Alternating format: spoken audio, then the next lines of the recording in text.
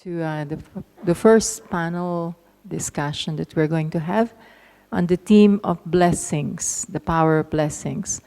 We have been listening to a lot of things about blessing. Sister Genti talked about it. We had a class this morning. We heard seniors who had actually got their blessings from Sakar Baba. And tonight, we're going to hear three senior teachers or VKs from the foreign land taking their blessings from Avek Bapdada, and they're going to share with you the blessings that have taken them across this Brahmin life or is still keeping them alive. Om Shanti.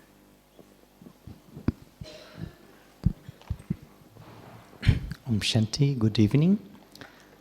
My name is Ricardo from Brazil. I was invited to help moderating this panel. And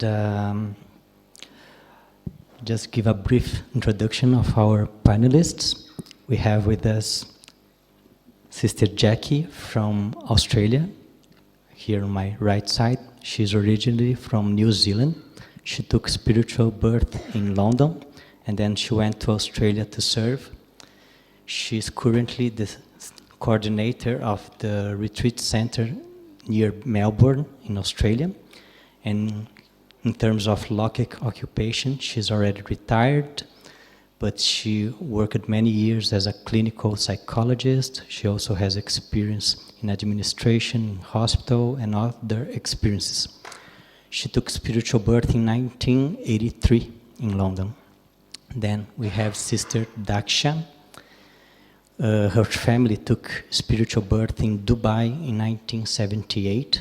At that time, she was still engaged in her studies in India, and she considers her spiritual birth to take place in 1987 in Madhuban. And she lives in London, but she also helps to coordinate Baba's activities in Wembley, in UK. And we have Brother Walter from Holland. Brother Walter took spiritual birth in 1982, and he's involved in many different spiritual activities, service activities. He currently lives in Apandav Bhavan in Holland, and in her Lokik experience, he worked for many years as a businessman, especially in the sales area. So we'll start asking a question for each one of them.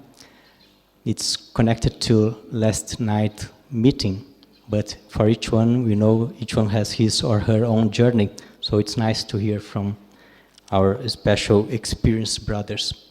And the question is, what was the first blessing you got when you come to this spiritual journey? As our three guests tonight, they had the opportunity to have special personal meeting with Avyakt Bapdada. So it might be interesting to hear from them what was their first blessing they received when they started this journey. Maybe Sister Jackie, please.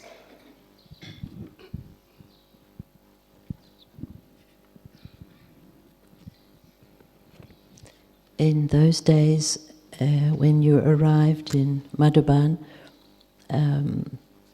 and Baba was coming, or Baba was here, you went on stage to meet Baba personally, and Baba gave Toli and a title.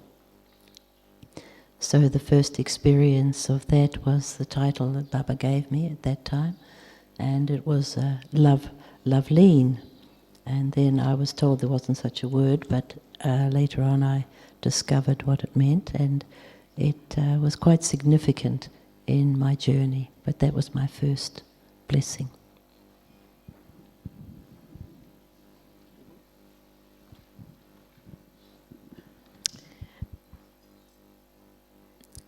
Om Shanti. The blessing that I remember that personally Avyak Bapdada shared for me was I had two questions when I was meeting Baba.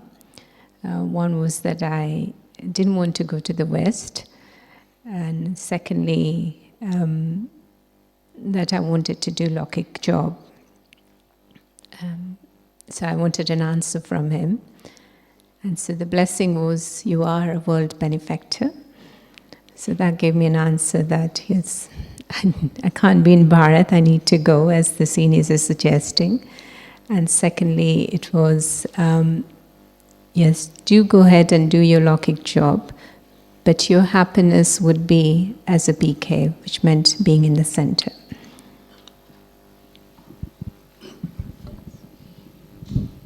Om Shanti. My first meeting with Baba was in February '82, and he was here with my mother. And we met Baba every other day. So one day was Baba, and one day was all kind of other things, and then the next day Baba was there. And well, I met him several times, '83, '84, and I wrote his blessings down in a little booklet. And I always carry it with me. So Baba talked to the mother and the son. And in this culture, if you bring your mother to Baba or to God, it's really peculiar. And that's what they always said to me, oh, you bring your mom to Baba. And for me it was just, my mother went to Baba and I went to Baba. But to understand that in this culture it's a little bit different. But Baba said, both souls become elevated, haven't you? As it is said, a few amongst millions and one amongst a few. And first when Baba said this, I thought, well, a few amongst millions, I can imagine. And then he waited a while and then he said, one amongst a few. And that was a whole different story. And he said it's always swing in the swing of happiness and always think that you have achieved the Father and everything from Him. Is there anything left to achieve? And I won't read the whole blessing, but he said at the end, if both mother and son become the lamp and start serving, the whole family becomes elevated. And when I stand up, he said to me straight, it is good, you drew your own line of fortune. And I thought very arrogantly, of course. I mean, I think it took me 4 or 5 years to see the depth of this phrase Baba said to me. Nice. We know that every day in Baba's Mudis we receive blessings as well, but they also have this opportunity of receiving blessings directly from Avyakt Bapdada. And we know we also receive blessings from our senior teachers, from Dadas, from the Didis, from the Dadis. And the second question for you would be, what makes someone worthy of receiving a blessing? Like something that really touches his or her life and inspires in his or her efforts so much. Is that connected to this life's karma, or is this connected to past life's karmas, or someone receives a blessing just like that? In your opinion, what's this connection of receiving a blessing and the philosophy of karma?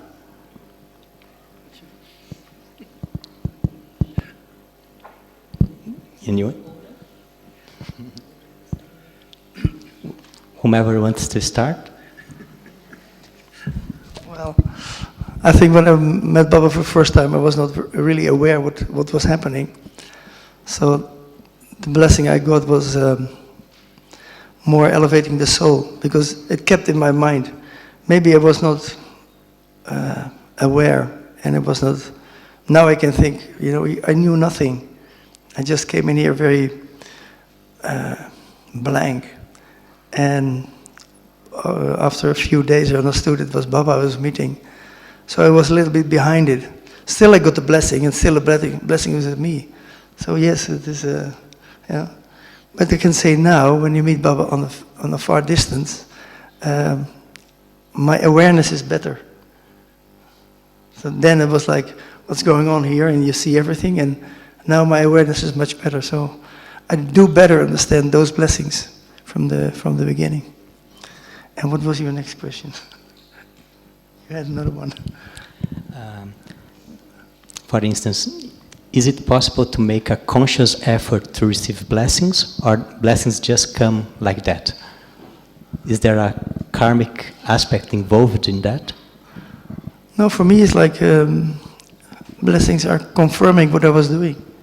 So I read a blessing and oh yes, that's what I was busy with. Instead of, yeah, it's confirming where I was working at. For me that's important.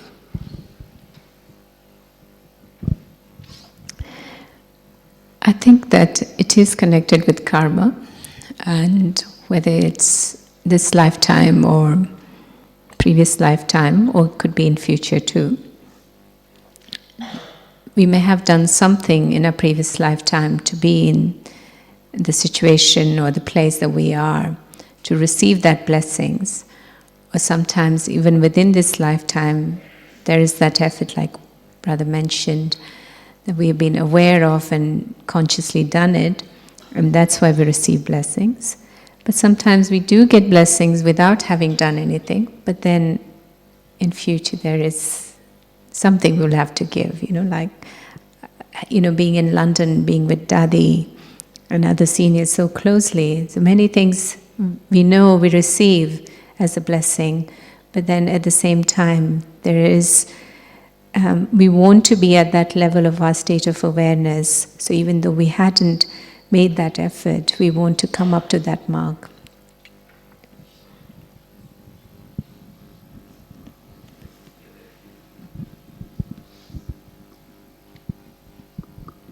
Agreed. When I look at the meetings I had with Avyak Bapdada and the exchange, I see them more as Baba's being a guide, and now I look back on them, I can see how they have shaped my life and my experience of myself. Certainly they have enabled me to build a self-respect and a comfort within myself, a kind of a contentment within myself.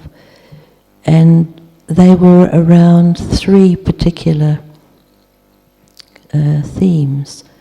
One was courage, and one was love, and one was enthusiasm.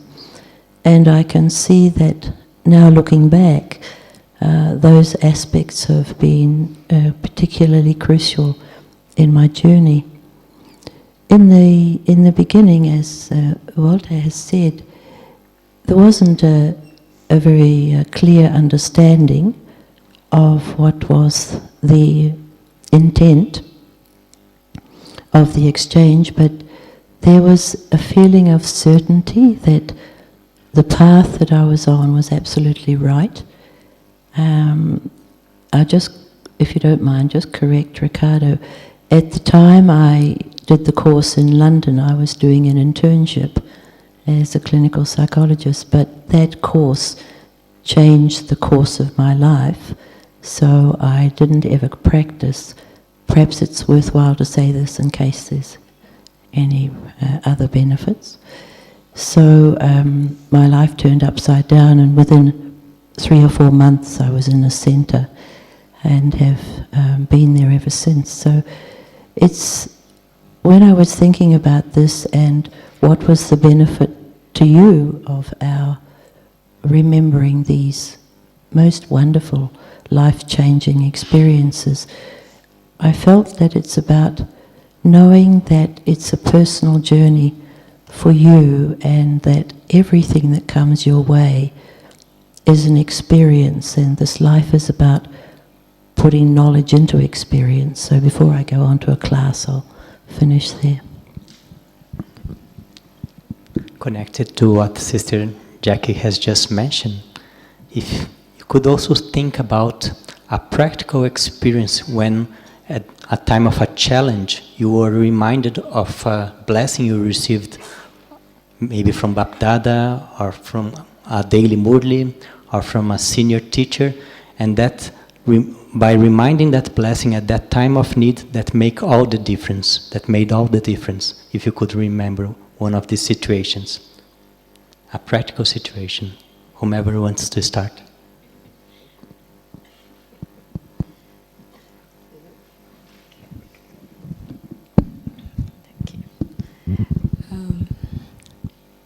I don't know, there were many, and I'm sure more to come. One of them I remember was in Dubai. Maybe some of you are familiar with what happened. It's over 20 years ago. The center had to be closed down, and we moved from a very big center to being in somebody's apartment, and we had to share with them. But throughout all the challenges, and that happened because there was some communal riots in Bharat, and that affected a lot of, it was between Muslims and Hindus, the riots. And so not just us, but many gatherings, they had to just stop. But that often we hear in Murli, in the furnace, the kittens were kept safe. And so throughout all those challenges, from government officials coming and raiding the place to taking all the things away and scrutinizing, and especially the person whose name Baba's house was and the main sister, they were in front of them. I was at that time in London for a few months and then had to go to Dubai again. But throughout that challenging times, not even once we felt threatened, because anything could have happened. You could be just caught and shot. It could be like that in those countries. But just safety and security, and this is where Baba's blessing, because at some point the brothers and sisters there were concerned that because I was in London when most of it happened, so they said, well, don't get her in Dubai. But Baba's message actually was, no, let her be there. And because Baba had sent me back, I knew that everything would be all right.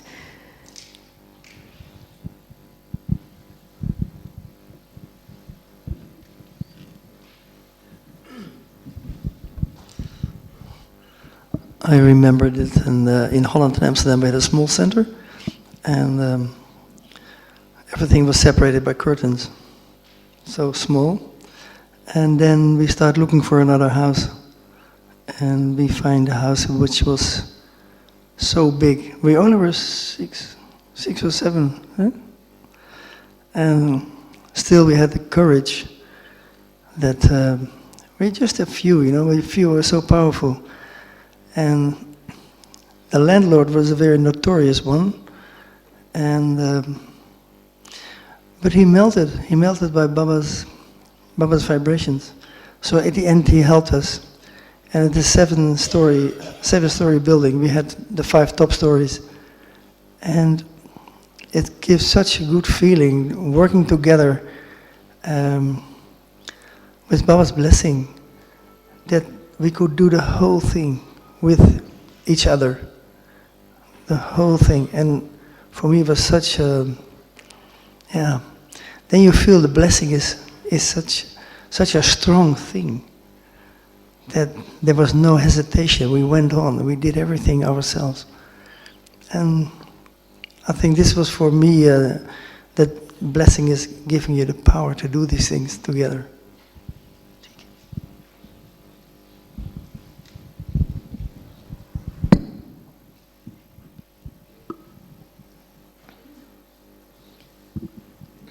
There are many. I'd only been following this knowledge, still very, very new, for about 7 weeks in London. And there came an opportunity to go with a group to to a retreat in the mountains in Germany. And it was very wonderful. And on the way back, it was a long journey. They'd hired one of those 11-seaters plus driver, and the driver had a very bad back pain, and we travelled for quite a long time, as you do. And when we got to Calais, the customs asked us to unpack the bus and they would examine the luggage. It was all packed on top. And you know how you have a rope? You tie a rope on one side and then on the other side. So we were standing on one side and we undid the rope and then we threw it over, and there were other BKs on the other side and they undid it and threw it back. And I was so new, I was very much having a Lockett consciousness about this quite tense moment, and feeling for the driver and feeling for the delay, and the rope didn't come back, and I was waiting for the rope because that was the system. And so I walked around to the other side of the boat, and I found that these BKs were skipping. They had the rope like this, and they were jumping from one side to the other on this rope. And I tell you, my thought was, these people are just wonderful.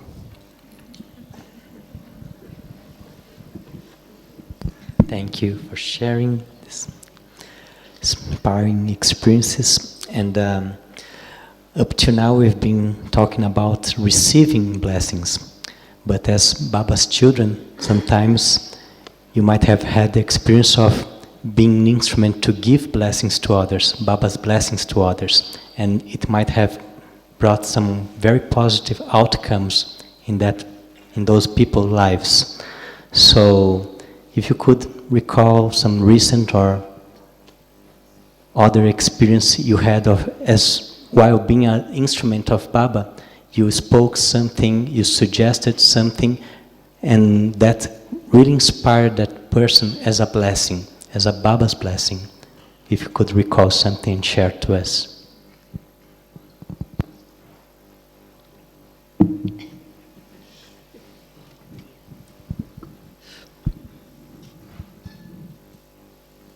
Okay.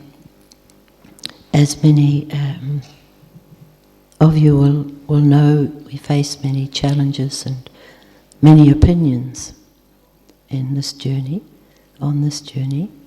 And this one evening, I live in the caretaker's cottage, which is a little separate from the retreat centre. So I was on my way to the cottage to retire for the night, and stairs come back and down through the kitchen. And as I got to the kitchen, there was someone there, and they had a few opinions about some things and a few home truths to share with me about myself. And so it was quite strong. And though I didn't respond, I just accepted this and nodded and said, yes, fine, think about it, and went to the cottage. But I felt very disturbed. And I sat in front, we have a little Baba's room, I sat in front of Baba's, said, now Baba, this is what has just happened to me. And I told the whole story of how I'd gone through and what had been said and so on, and every little detail. I said, now Baba, I really need to go to bed and I need to sleep, and this is on my mind, and I'm really telling you in the hopes that something can happen. Though nothing happened, but I did sleep well, and this is the blessing part. When I woke from Amrit Vela, I saw that person, and there was absolutely no feeling in me. It had gone entirely. And I could see, as I came, I forgot, actually. But as that person came towards me, I could see there was some apprehension on the face. And I was absolutely, had forgotten it all, so there was no vibration from me. And it tuned into it. and I felt the relief of that person. Is that okay?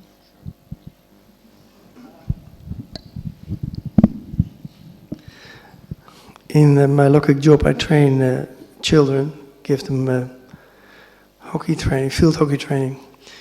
And in that area, you meet a lot of people.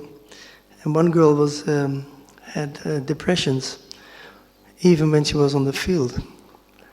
And to cope with that, you have a group, you have to train, and you have to pay a little attention to the other one. And but I did that. I give her the attention. I thought what she needed and what I could give for, I think, about 3 years. And just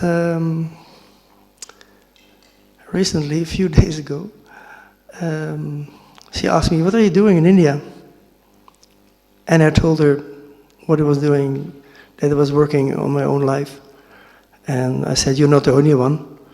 We're all working on our own life." And then she wrote me, she said, "In all those years, you were the only one who accepted me and gave me the value of allowed to be there."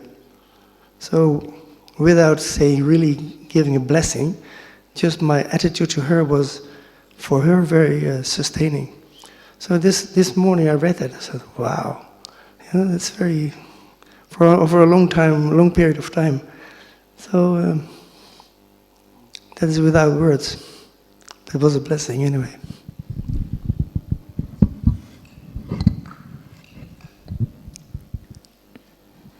A couple of incidents come to my mind. In between Dubai and London, I also was in Canada for about 2.5 years. And for me, blessings from Baba or seniors or service companions generally came in form of instructions. And as is our relationship with ourselves, so is the relationship with others. So I thought that is the way, to share in terms of that absolute love, but firmness and discipline.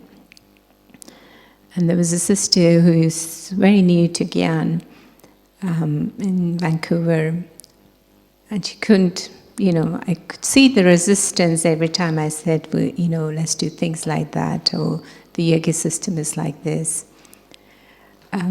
Of course, she didn't challenge me, because there was that love and friendship and bondness. But it was a few years later, after I'd left Vancouver, I met her in Madhuban. And she spotted me in distance, and she called me. She said, "I have to say something to you." Saying, now that I run a little sub-center, and I have to kind of train people, I understand what you would have gone through when I was with you. I'm saying at that point in time, I may not have appreciated what you were doing, but now I do. And one of the recent ones, well, not that recent, but a few years ago, a sister from Ireland, Daphne, many of you know that she passed away. And again, I think she was originally from Australia or somewhere. Yeah. And she was in transition between Oxford and where next. So she was with Helsat in a space in Wembley for a few months. And again, similar things I would ask her to do or ask her to learn. She couldn't understand, why is there the need? But once she went to Ireland, every time I met, and that was for a few years, every time I met her, one thing she would always say to me, saying, "Whatever you made me do in Wembley has been so, so useful." And so I guess, sometimes it's not just a word or whatever, but sometimes it's instructions as well that takes a form of blessing that helps people this journey, much smoother. Thank you. Thank you. Connect to what Sister Daksha has just mentioned about instructions in service. From Avyaktamurtis, one of the things Baba says sometimes is that there are blessings blessings through being obedient, by seeing Haji in a time of need. And even though at that time that the request is done, the person, the PK, might not be aware of the benefits of doing that. Afterwards, that becomes clear. So I'd like to ask you, if you, on your own journey, you remember some time when, at the time you received a request or suggestion, it was definitely not clear what would be the outcomes of that. But while saying Haji, being obedient and doing that, after a day, a week or month, that truly became clear for you.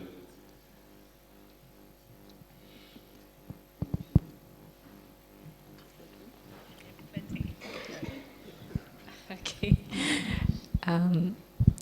As I was thinking about the topic this evening, and in fact, the whole of this retreat, couple of early days memories, even before I knew Dadi Janki properly, though being part of UK, Dubai was under UK, but it was Manor Dadi. At one point in time, in one of the first years that I was here, having understood Gyan a little bit more clearly, so Dadi said to me, how about wearing a white sari and giving course? And I'm a backstage person. Public speaking or having to meet people was not my cup of tea and not something I preferred. And I'm thinking, Daddy, I've just decided to go to center regularly for Murli, and you're asking me to give course and wear white sari. And on the same time, around that same visit, Raju Bhai, some of you know, a very senior yogi brother, and if you do get opportunities, really, he has a lot of treasures to share. He said, Daksha, you must wear white sari. There's like instructions. And he was like, I didn't even know this brother so well, but I did have a lot of respect for him. I said, okay, there's a signal there. And yes, 6 months later, I was in the center giving course, wearing white sari, and never looked back. Again, around the same time, as I said initially, I always wanted to be in Bharat and continue to be here, serving from here. But of course, Baba said, being a world benefactor, I knew that he's indicating that my part is in the West more than here. But even Dadi Janki said, she was very compassionate of my inner desire and inner preferences, but she says there are thousands of Kumaris like you here. But in the West, we don't have so many hands, and you are exposed to the Western customs and systems. So what do you want to do? So again, that was the instruction. And one other request I had, Daddy, I really want to just have a Lokik job, be independent, support the center. And she says again, do you want to just do that, or look after one or two people in your Lokik family, or you want to serve the world? So these were all the choices, but it was more in form of instructions I was given. And now I look back, I think I'm happier than ever before. So this was the right thing.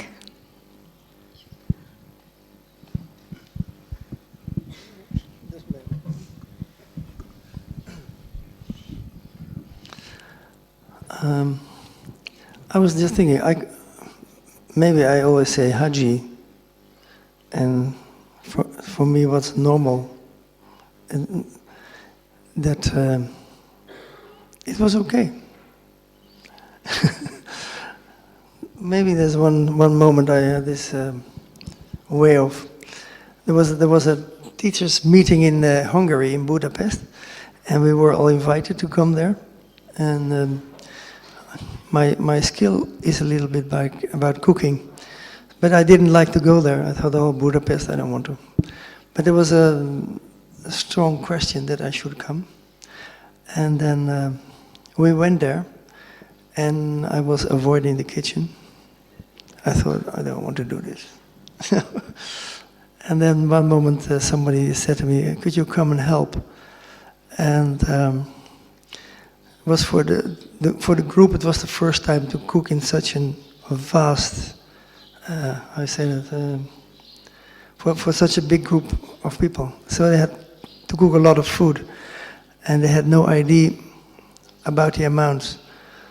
And well, I was there, I was in the kitchen, I helped them out, and I had a good feeling about it. And it was all because I overcome my own resistance of going to Budapest. And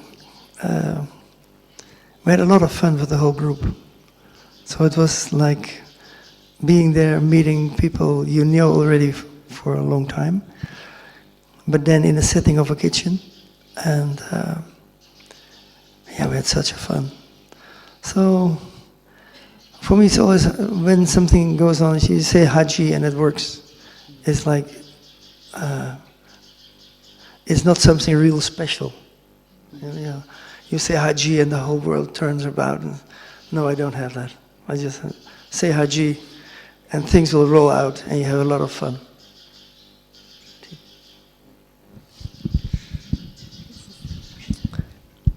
I know, lots of sisters make good tolis, but Brother Walter makes lovely tolis. I said, Brother, you make lovely tolis as well.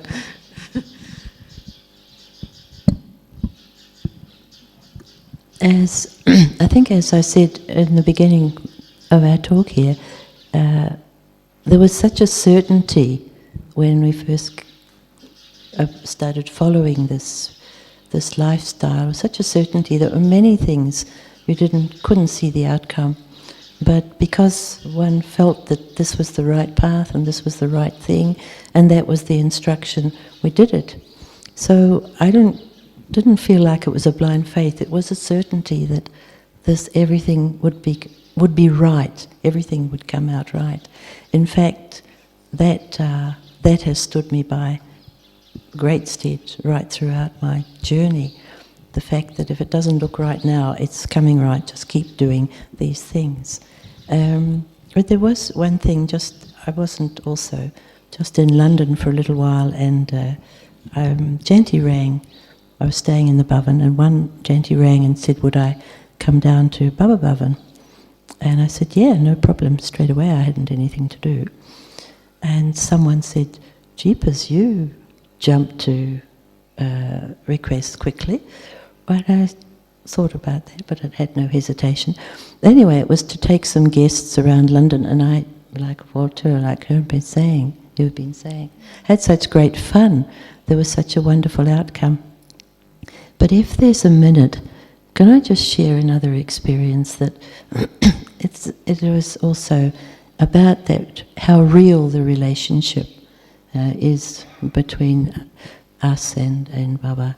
It was, I'd just been only a year, I think it was my second time to Madhuban, so excuse the naivety. And I'd been given a task to act as a kind of a PA for a visiting person who was there and who was rewriting a document that Jagdishpa had written, not rewriting it, but doing something towards it. So it was an important document, and this person had a role in that. And I met her at Amrit Vale, and she gave me a note, and I put the note in my top pocket with the disc. We had discs those days, with the disc I was working on anyway, and I forgot it. So I went to class and, changed everything. Went to class, and after class I was walking across the courtyard of Pandav Bhavan, and I felt this overwhelming love, such a feeling of love. I thought, oh wow, Baba, that's fantastic. I just want to go into Baba's room and enjoy this. And as I walked into, Baba's room there in Pandav Bhavan, this thought came, what have you done with the note?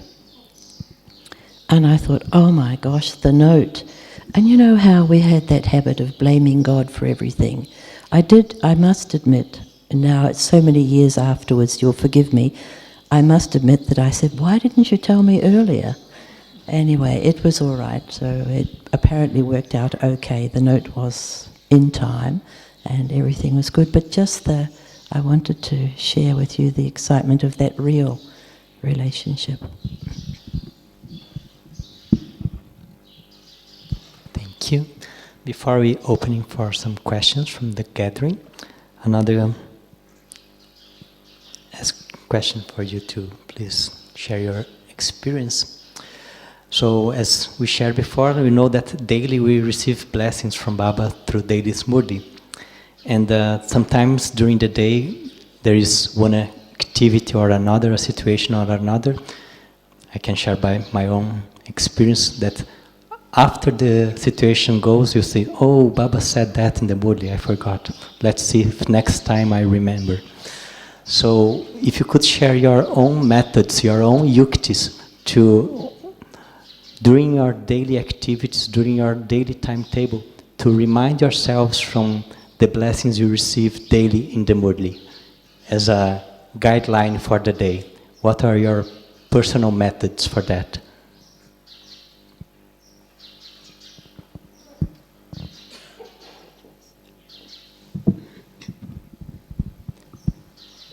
I find the murli so inspiring as methods for my day, methods for my churning.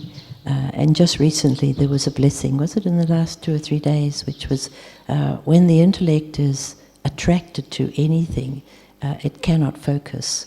And I thought so deeply about this. I thought, what does attracted to anything mean, the depth of that? Not just the attachments, but beyond that, what is pulling my intellect to be beyond that attraction, and yet to be fully active in life, to be loving and friendly and all those things, but yet not to be attracted. So I found that very nice to churn. So for me, the murli has always been kind of methods to apply into my daily life, and of course the feelings of Baba's love and support and guidance. Also, I take so much strength from the murli. So, okay.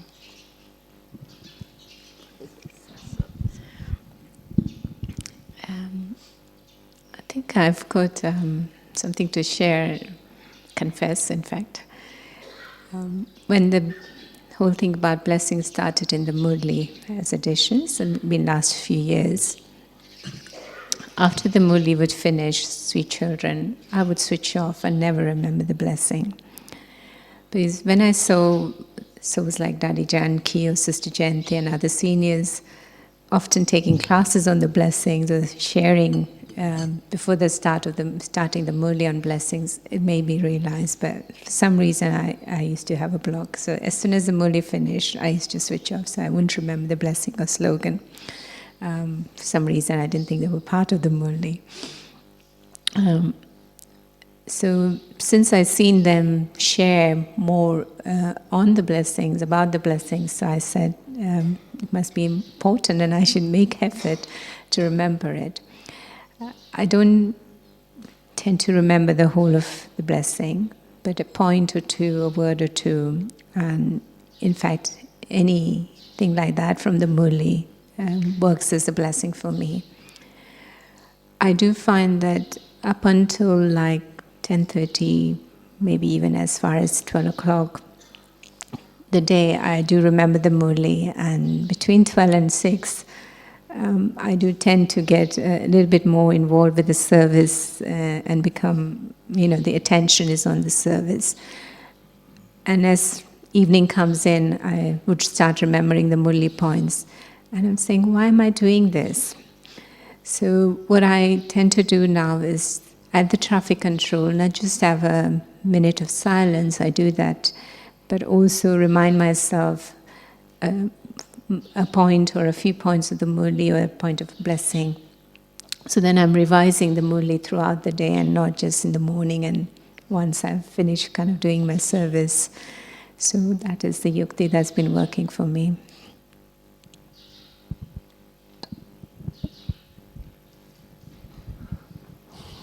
So hearing all the blessings after every murli, you slowly take them for granted. And there was one day a blessing about that you're always on the Baba's canopy. And it was a day somewhere in '86, before the big million minutes of peace appeal. And in Holland we had a big double-decker bus. And it was a Sunday evening, and we had to park him in front of the center because he should be decorated. And we need him close to the center. And I said to Sister Jacqueline, you know, I will sleep in it because it's better that somebody takes care, because it's a big thing and then people like to do something maybe. And about, I think, 2:30 in the morning, there was a lot of upheaval, a lot of bang to the bus. And you know, in my total innocence, I put on my trouser and jumped out on my bare feet on the bare ground in the middle of the street, and was facing a guy with was a head bigger than I was. And he had a glass of beer in his hand. He was totally off the world, and he said, "Why is this stupid bus white? It should be red as in London." And I said, "Oh, I'm sorry, we just painted it white." And I thought that was the moment he was trying to attack me, but I had not reckoned there was another guy, and he ran around the bus and said, "John, don't do this, don't do this." And he pulled him away from me, and the guy threw his glass of beer to the bus and shouted some awful things I won't repeat. And they walked out of the street. And I was standing there with bare feet on the street, and I thought, aha. And then Jacqueline hung out of the window on the fourth floor and said, "Okay, and what you're going to do now?" And at that time I thought, you know, I'm on the Baba's canopy. The violence comes to your nose and not further.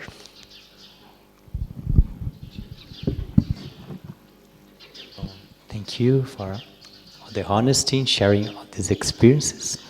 And we would like to open out for the gathering. If anyone would like to make a question for one of our guests here, there is a mic here on the stage. You can just come forward and share your name, your country, and to whom would you like to ask the question?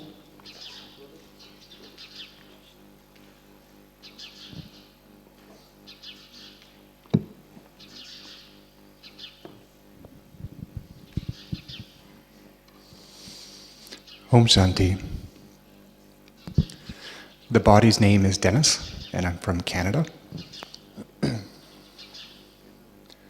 I'm very new to Gyan, and before coming to Gyan, my biggest struggle was trusting in myself. I believed in the opinions of others and searched the opinions of others because I didn't trust myself. So now I've been on this journey to begin trusting myself, and also realizing I need to put my trust and faith in Baba, if not more than myself. But it needs to be a balance. So can you relate some experiences anyone has had about practical experience, how to gain trust, how to maintain that faith when you're still building the sanskar of correct faith, rather than your old sanskars of bhakti faith? If you could share anything, that would be wonderful. Thank you. Who would like to share?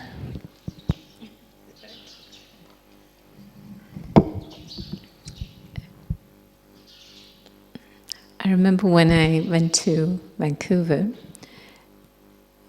it was my first time, like properly being in the West. I was exposed to it, but actually never lived in West before. No, I had visited London a few times. We had Sister Nikki, many of you know her, and Sister Karen, who is now in Eugene. And so at the initial start of our kind of service together, we all sat down and agreed upon some guidelines. And one of them was that we are all very different, and we could see that we are all kings in our own ways. But it's beautiful to be different. And it's not trying to convert anyone else's way of doing things, but at the same time, to work, be individual, but to work collectively. And so it was a very beautiful thing that we all agreed upon, and we maintained that love and respect for each other. That yes, I had more upbringing in the East and they from different countries in the West. And so it's something to cherish and not to say, well, this is East, this is West, this culture, that culture. And the willingness from everyone to kind of mold as much as we could helped as well. So in that way I was lucky to have service companions like that. So I hope that helps. But yeah, that self-respect is important. And in fact, it was the first time I actually learned to even value what I always cherished, that upbringing in the East. Because I don't know if many of you know, but the West Coast, whole of West Coast in America, Canada, very much open, quite unusual, and very different.